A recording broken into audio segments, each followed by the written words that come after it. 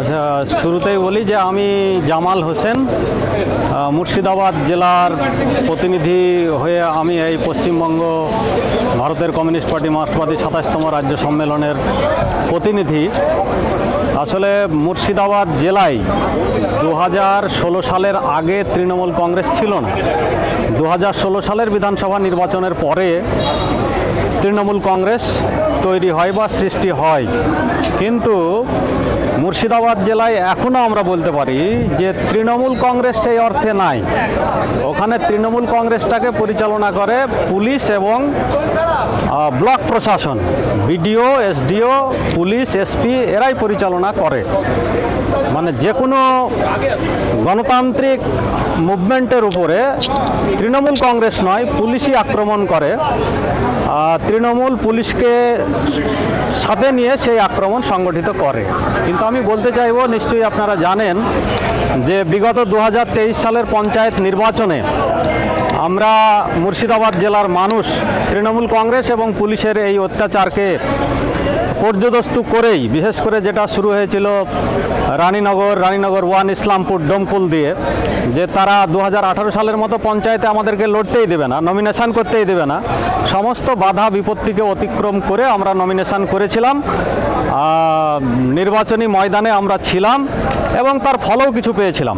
সব জায়গায় সমানভাবে করতে পেরেছি সেটা নয়, কিন্তু বিশেষ করে মুর্শিদাবাদ জেলার অধিকাংশ জায়গাতে আমরা এটা করতে পেরেছি। আর মুর্শিদাবাদ জেলার আর একটা সমস্যা হচ্ছে, একদম ফরাক্কা থেকে জলঙ্গি পর্যন্ত, যেটা বাংলাদেশ বর্ডার এলাকা, এই বর্ডার এলাকায় যে অবৈধ পারাপার হয়, এটা মূলত রাজ্য সরকার এবং কেন্দ্রীয় সরকার, রাজ্য সরকারের যে পুলিশ এবং কেন্দ্রীয় সরকারের যে বর্ডার সিকিউরিটি ফোর্স, এদের সহযোগিতাতেই হয়। এরা বাদ দিয়ে ওখানে কেউ করতে পারেন না। সম্প্রতি বাংলাদেশের ঘটনাকে কেন্দ্র করে যারা স্বার্থান্বেষী শক্তি ধর্মকে রাজনীতির ক্ষেত্রে ব্যবহার করতে চায়, তারা এইটা নিয়ে পরিস্থিতি খারাপ করার চেষ্টা করেছিল। সম্প্রতি আপনাদের নজরে থাকবে যে বেলডাঙ্গার ঘটনা বা শক্তিপুরের ঘটনা,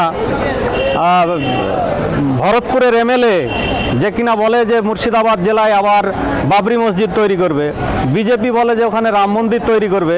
আসলে এইটা নিয়ে মানুষকে বিভাজন করার চেষ্টা ওরা করছে, আগামীতেও করবে ২০২৬ সালের আগে পর্যন্ত।